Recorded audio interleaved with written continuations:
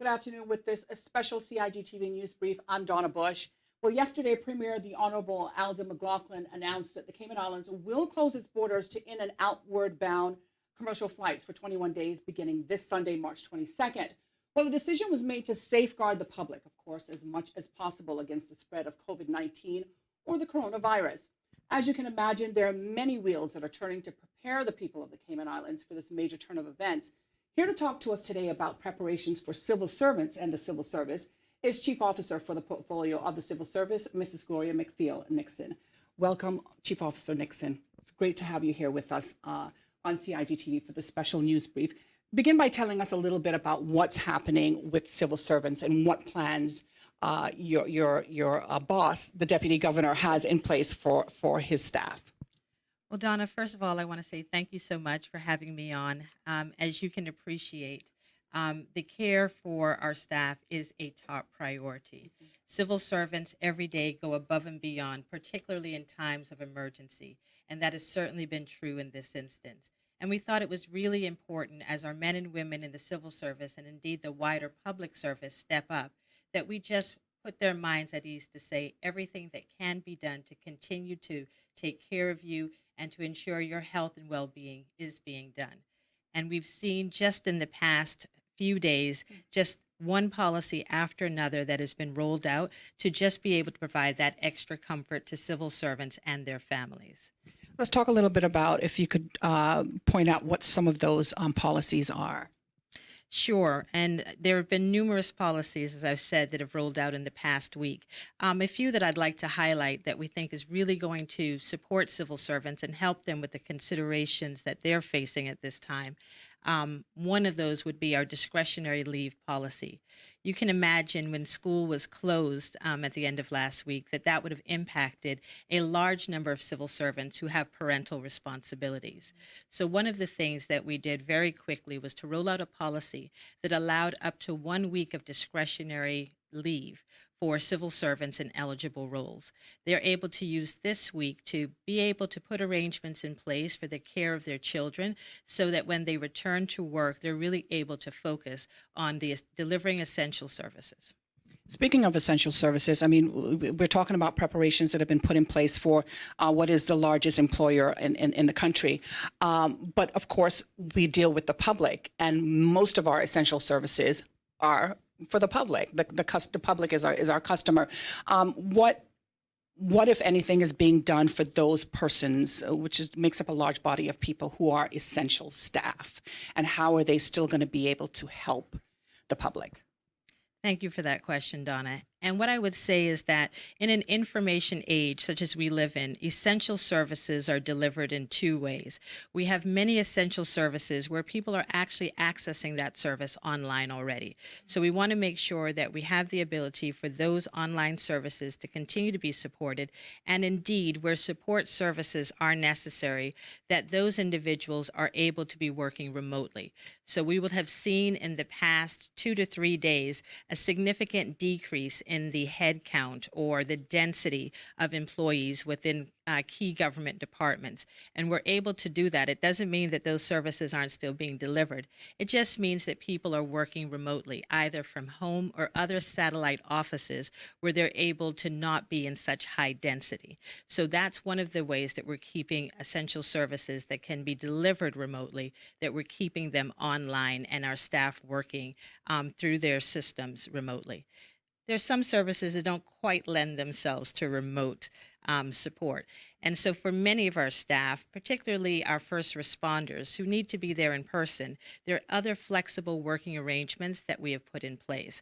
So we're looking at the way that we pull up our shifts in order to allow individuals to balance their professional commitments, but also their personal commitments. So we have seen, and I just want to commend the managers across the service from police and fire and other departments who are really stepping up to make sure that their staff are cared for, that the communication is in place, and mostly that we have flexible working arrangements that allow us to continue essential services, but allow also those civil servants delivering those services to be able to meet their personal commitments as well.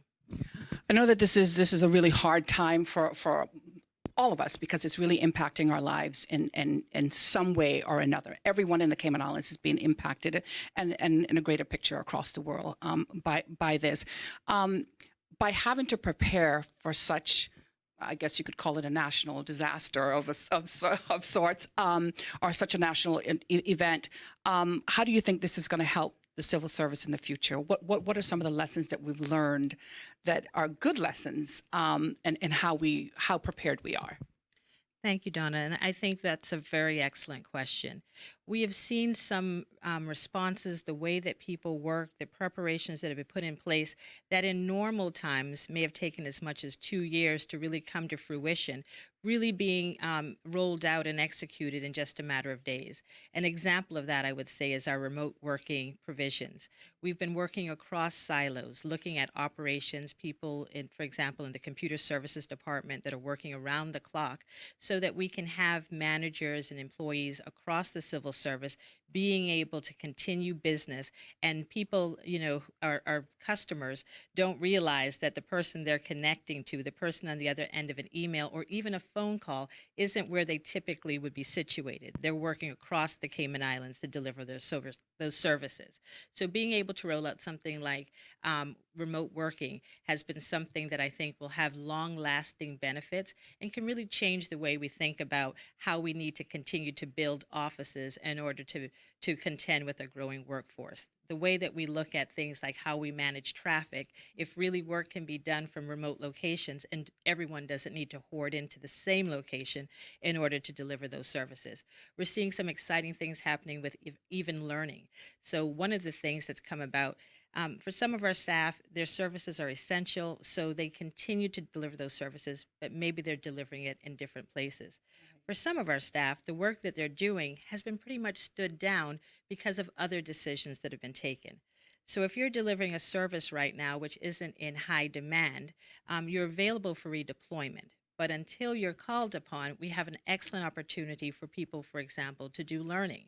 Now, again, learning isn't happening all congested in one classroom, but we put in place things on government's e-learning platform that allow civil servants during this time to be able to upskill themselves. So people are able to go online and take courses from learning and management that are accredited to even compliance matters such as fraud, which is something that we're always trying to get people to be better at detecting and knowing how it is they should respond.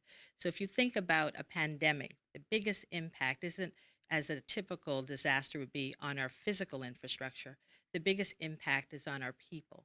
Mhm. And so, what we're putting in place as mitigation means that our e learning also means that when we come out of the other side of this, and we will, that our staff will be upskilled and have the opportunity to do things differently, having used this time to upskill themselves. So we think that there is some longer term benefits. This is very challenging times, but the things that we're putting in place will not only help us get through this, but come out on the other side stronger. And I think that's good news for all of us. Any final words to civil servants who may be hearing you speak today, as it relates to their welfare, their safety, and just getting the job done and keeping the country running? Because at the end of the day, it's the civil servants that do much of that. Yeah. That's so true. I think what we're trying to do, and which is so important, is to understand these are not normal times right now. And I think it's really important because sometimes the pressure civil servants can feel is trying to do things like it's a regular day and then also trying to contend with an emergency. So the deputy governor has been really clear in communicating to the team we need to stay focused right now on the delivery of our essential services. That is our primary consideration. So we are standing down gradually our day to day business. That means eliminating things like non essential meetings so that people can focus on essential services. I think that's going to relieve some of the stress that civil servants feel in trying to balance so many things. And we all have a clear understanding of what our priority is: the delivery of essential services so that we can support the community through this crisis. And across the public sector, men and women are stepping up to that. And one of the things that we've tried to put their mind at ease as well is we've extended and relaxed our sick leave policy so that if someone is impacted by the coronavirus because they become ill or because they have to self isolate or home isolate out of a precaution, they don't need to worry about whether they're going to be paid.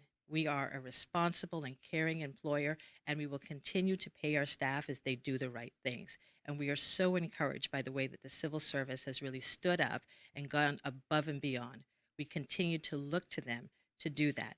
And we want to say, as an employer, and this message comes from Mr. Manderson himself, we care and we're doing everything that we can to make sure you have the tools that you need to do your job and you have a clear set of priorities to work to. All right, and with that, Mrs. Gloria McFeel-Nixon, Chief Officer for the Portfolio of the Civil Service, thank you so much for being here with us on this special news brief here on CIG Television. Of course, we invite you, the viewing and listening public, to join us at 2 p.m. for what will be the latest press briefing with Premier the Honorable Alden McLaughlin, as well as Governor